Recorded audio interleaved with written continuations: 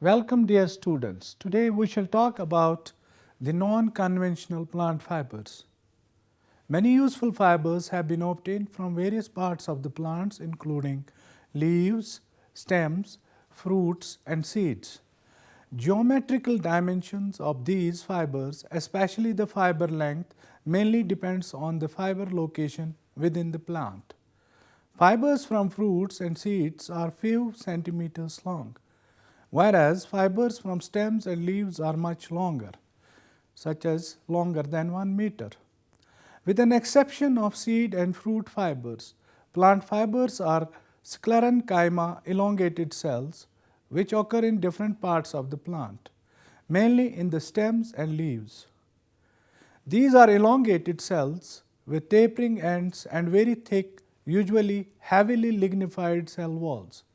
Sclerenchyma gives mechanical strength and rigidity to the plant. Since it is usually a supporting tissue in plants, fibers are also associated with xylem and phloem tissue of monocotyledonous and dicotyledonous plant stems and leaves. There are many non-conventional fiber yielding plants with a potential use for different applications. However, mainly they are unexplored so far. The focus of studying non-traditional plant fibers is on developing new environmentally friendly materials and processes for the use of biomass, which can replace classical procedures that are based on the exploitation of petroleum resources gradually. These materials are a promising reinforcement for use in composites on account of their low cost, low density, high specific strength and modulus. No health risk, easy availability in specific areas and renewability. Lignocellulosics are used for various applications depending on their composition and physical properties. Usually, these materials are already utilized as cellulose sources. Example, wheat and rice straw, corn stalks in pulp, and paper production as well as for textile uses. Example, fibers from coir, pineapple, and banana leaves. Recently, other lignocellulose fibers from additional non-traditional origin have also been examined and new opportunities for their use are being studied. Non-conventional cellulose fibers can be divided into two groups. The first originates from plants which grow wild on non-agricultural land. The advantages of these materials include their short renewal time. Plants for non-traditional fiber extraction do not occupy cultivated land and generally can be cultivated without the use of pesticides. Provided that these plants are widespread, their exploitation represents a good opportunity for obtaining cellulose fibers.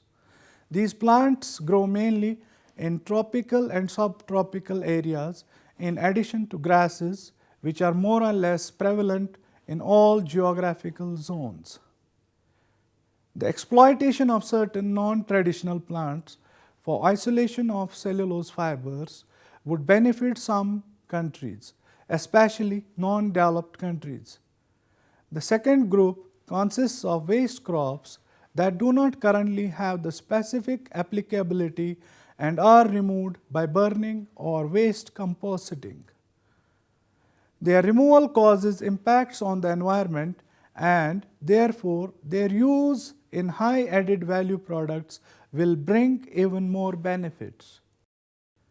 Agro-based biofibers have the composition, properties and structure that make them suitable for uses such as composite, textile, pulp and paper manufacture. A broad spectrum of fibers can be made from byproducts salvaged from industrial, agricultural or commercial production.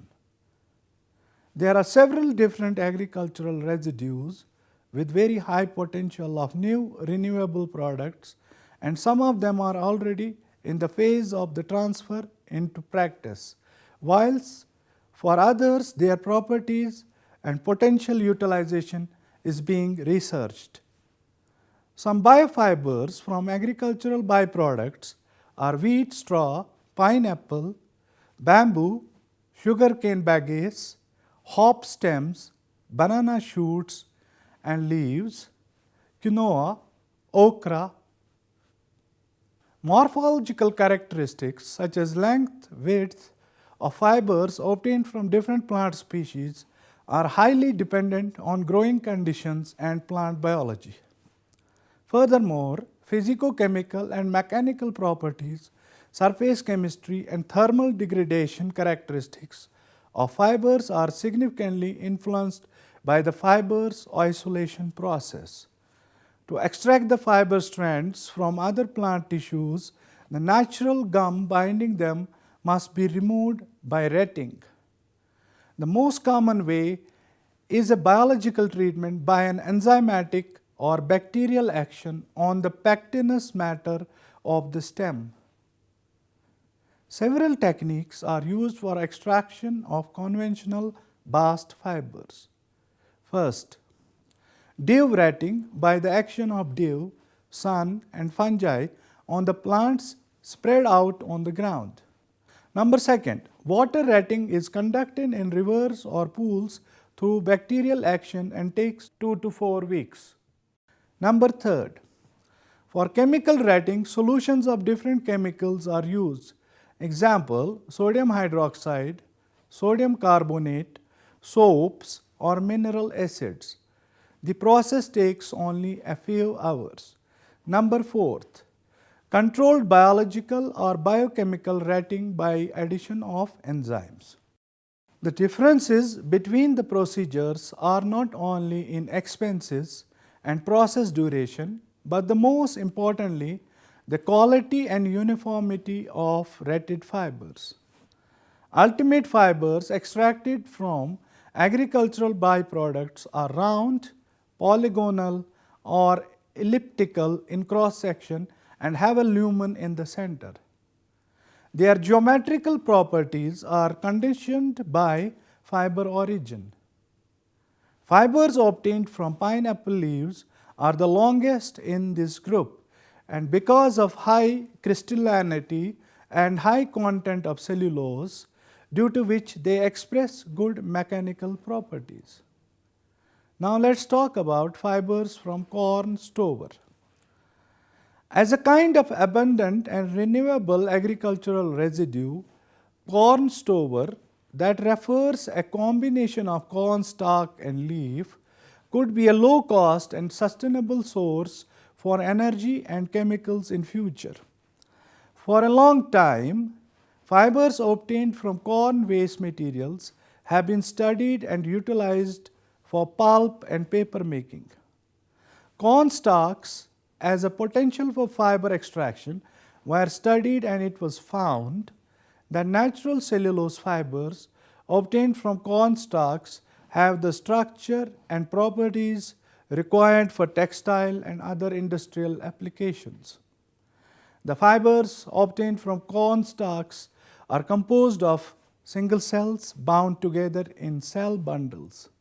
Stronger fiber extraction conditions remove most of the binding substances, resulting in single cells that are too small to be used for high-value fibrous applications. Fibers contain about 80% cellulose, 8% lignin, and 8% moisture. The rest are minerals and pectin. The typical cellulose 1 structure is observed with the crystallinity of 52% and microfibrillar angle of about 110. Due to high fibrils, the orientation and tensile properties of fibers are good. That is, they have high strength but low elongation. Morphological characteristics of fibers from corn stalk rind were appropriate as paper making materials. Now let us talk about wheat straw fiber. The microstructure, thermal and mechanical properties of wheat straw fibers have been examined and compared to flax straw fibers with an idea of using these natural fibers as reinforcing additives for thermoplastics. Of crucial importance in this regard is the manner by which their inherent mechanical properties alter on exposure to elevated temperatures which are encountered during melt processing of the polymer. The tensile strength and elastic modulus decreased with increasing temperature up to 2000 degrees centigrade.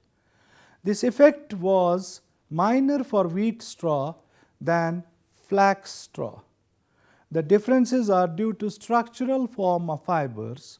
The form of wheat straw is much more cellular than flax. Now let's talk about fibers from hop stems. Hop, Humulus lupulus, belongs to the family Cannabaceae and genus Cannabis that includes hemp. A hop vine can grow to a height of over 7 meters. The very long stems wither at the end of the growth season and are agricultural waste. Hop stems were analyzed for fiber extraction. For the fibers obtained by alkaline extraction from the bark of hop stems, high cellulose content, low crystallinity, and high crystalline orientation was determined. Mechanical properties of fibers were comparable to properties of hemp fibers. That is, the strength and modulus of the fibers were lower, but the elongation was higher when compared to hemp. Fibers extracted from hop stems contain 84% of cellulose, 6% of lignin, and 2% of ash. Now let's talk about sugarcane bagasse fibers.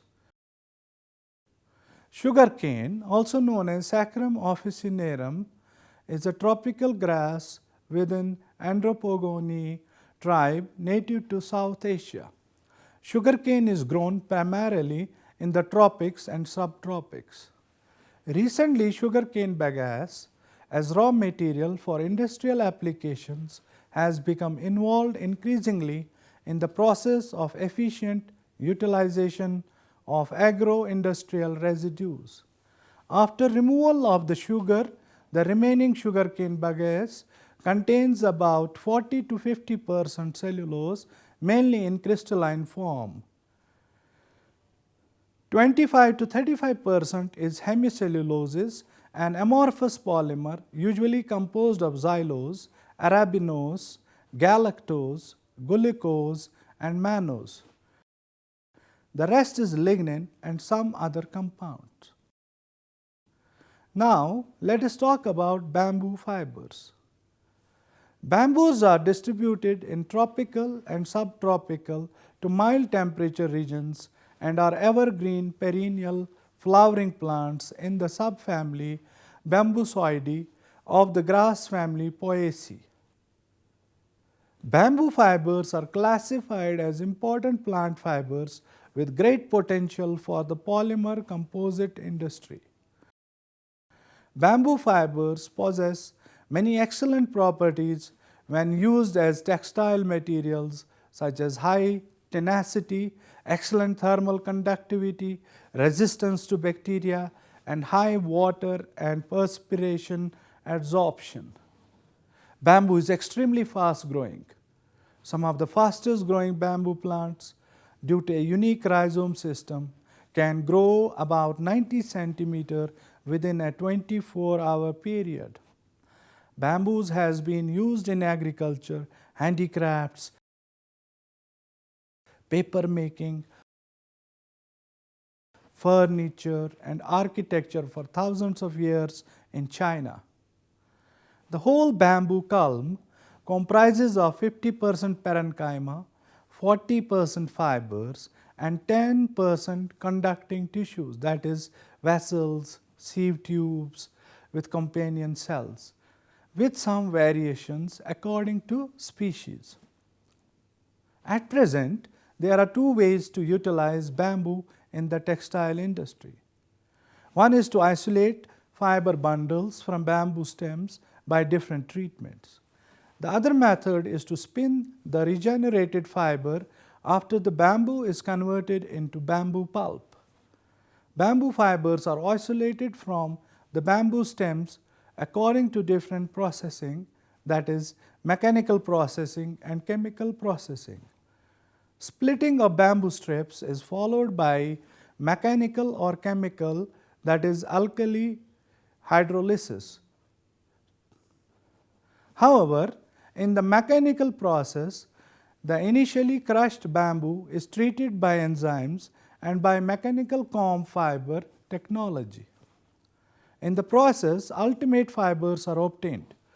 Recently, because bamboo fibers represent a potential material within the renewable nature fiber group, it is studied very often and intensively.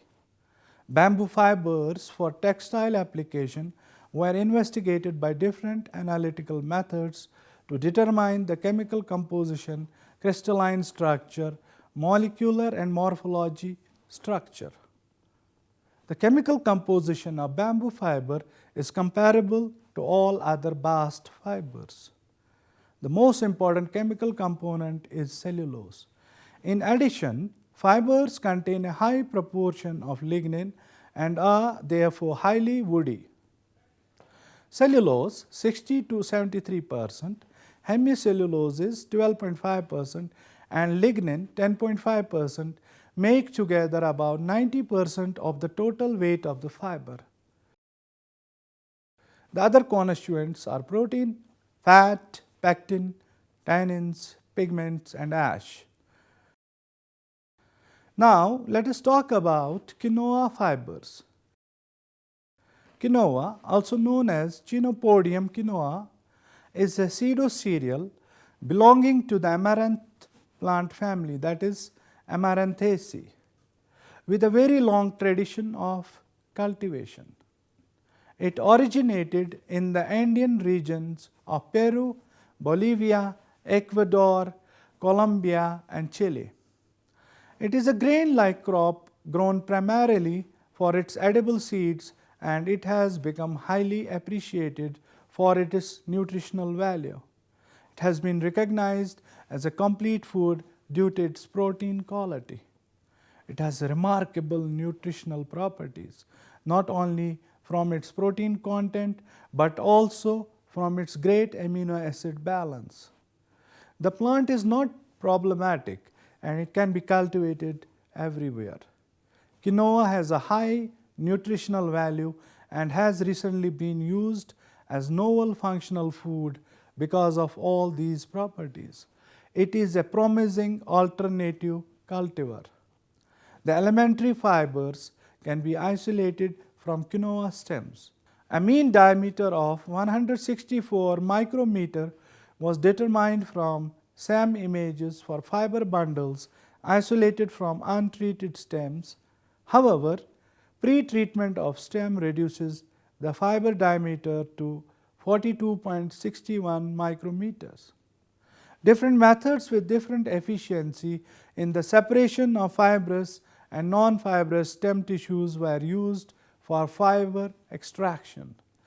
Fineness of fiber bundle was between 24.66 and 96.84 dtex depending on the isolation method used for fiber extraction. The stress-strain behavior of plant structures indicates a rigid characteristic with low elongation and high breaking strength. The elongations vary between 1.4 and 2.1%, and the tenacities from 13.78 to 32.19 ntex, which is comparable to some other textile bast fibers. Although the high brittleness of dry quinoa fibers is problematic for its utilization. Now let us talk about grass fibers. The true grasses family Poaceae is a large and nearly ubiquitous family of monocotyledonous flowering plants known as grasses. The group consists of some 610 genera and about 10,000 species. Grasses are more widespread than any other family of flowering plants and are the most economically important group of monocots, as this family includes the two grains, pasture grasses, sugarcane, and bamboo. Different species of the family are widespread and are adaptable to different climate conditions from tropical to polar climates. Grasses with great potential for fiber industry are represented by bamboo, sabia grass, silver grass, zoysia grass,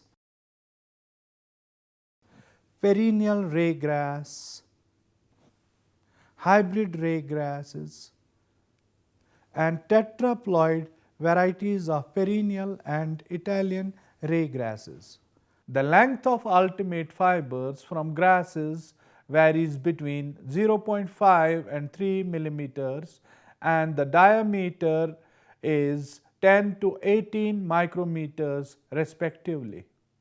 Fibers from stems are slightly longer than the fibers from the leaves.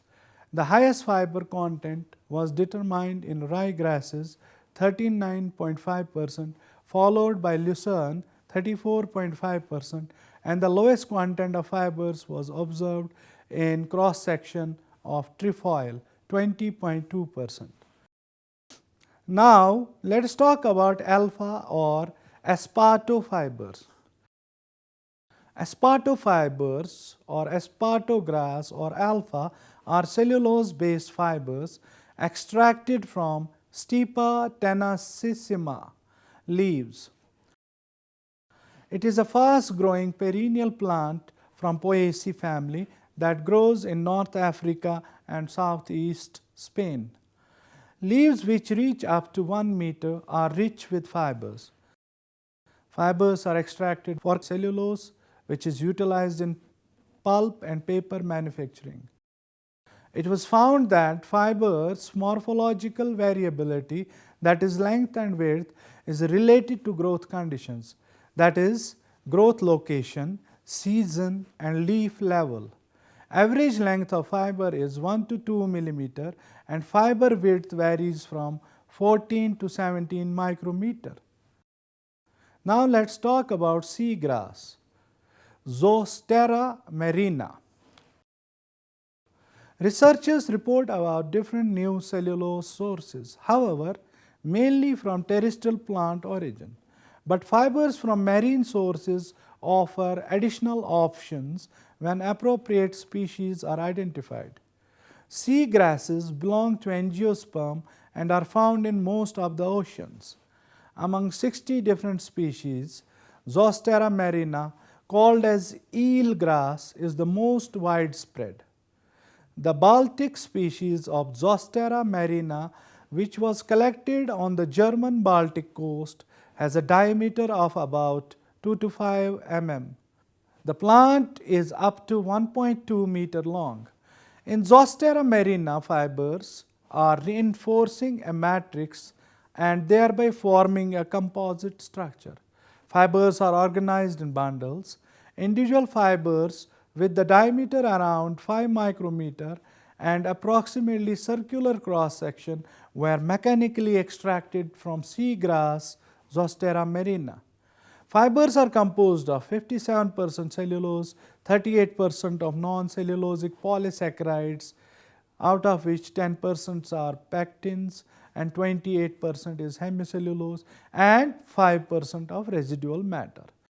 Because of the fiber's mechanical properties and its low density, they present an attractive reinforcement for composite materials, especially when biodegradability is required. Now let us talk about application of non-conventional cellulose fibers. Depending on their physical properties and cellulose content, lignocellulosic fibers can be used for various applications. The typical fiber morphology with a lumen in the center reduces the bulk density, thereby acoustic and thermal insulation properties of biofibers are more, and therefore these fibers are preferable for manufacturing lightweight composites for noise and thermal automobile insulators. In addition to insulation, these materials are used in civil engineering as building materials. From cannabis sativa, useful cellulose fibers are obtained to manufacture fiber cement products for roofing. An important aspect of natural fibers is associated with their hierarchically built anatomies developed and optimized in a long-term evolution process. A variety of non-wood plants offer multiple possibilities in dimensions, composition, and morphology of fibrous structures that can be useful for pulp and paper making industries. Therefore, based on high cellulose content, they are replacing wood pulp in paper production. Natural fibers are currently attracting a lot of attention for reinforcement. Fiber reinforced composites consists of fibers as reinforcement and a polymer as a matrix.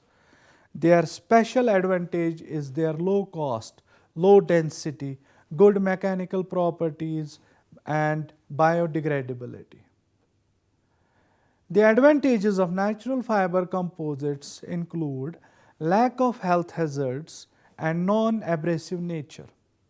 Natural fibers provide stiffness and strength to the composite and are easily recyclable. Hemp fibers are used for the manufacture of reinforced thermoplastics and biodegradable polymers. Also, other natural cellulose fibers have been used for composite preparation. Different natural fiber species have been used for preparation of composites. Some examples are aspen fiber, abaca fiber, bagasse fibers, bamboo fiber, banana fiber. Unidirectional isora fiber reinforced polyester composites were prepared by compression molding. Isora is a natural bast fiber separated from the Helicteres isora plant by a retting process. Green composites were prepared from pineapple leaf fibers and soy-based resin. For preparing composites from pineapple leaf fibers in natural rubber fibers were pre-treated in sodium hydroxide solutions and benzoyl peroxide of different concentrations. Elephant grass is available abundantly in nature and is renewable. It is a tall grass growing in dense clumps along lake and river beds up to 3-meter height. It represents a potential and economic source compared to other natural fibers. However, it is still underutilized. Therefore, fibers from the grass can be used for reinforcement of polyester composites. As the density of the elephant grass fibers is very low compared to other lignocellulose fibers, this property is a good base for designing lightweight material from these fibers. Cellulose nanofibers and crystals have gained a large interest not only in the academic research society but also in industries during the last few years. It is well known that isolation of nanocrystals from cellulose is possible by strong acid hydrolysis. Under controlled conditions, acid hydrolysis allows removal of the amorphous regions of cellulose fibers whilst keeping the crystalline domains intact in the form of crystalline nanoparticles. The dimensions of nanofibers are usually around 20 to 30 nanometers in diameter with the length of few micrometers. Nanocrystals are much smaller. Their length is about 200 nanometers and diameter about 35 nanometers. Cellulosic nanomaterials are obtained from different resources, that is, wood bioresidues and annual plants. Example, wood fibers, sisal, pineapple leaves, coconut husk fibers, and bananas, mulberry bark.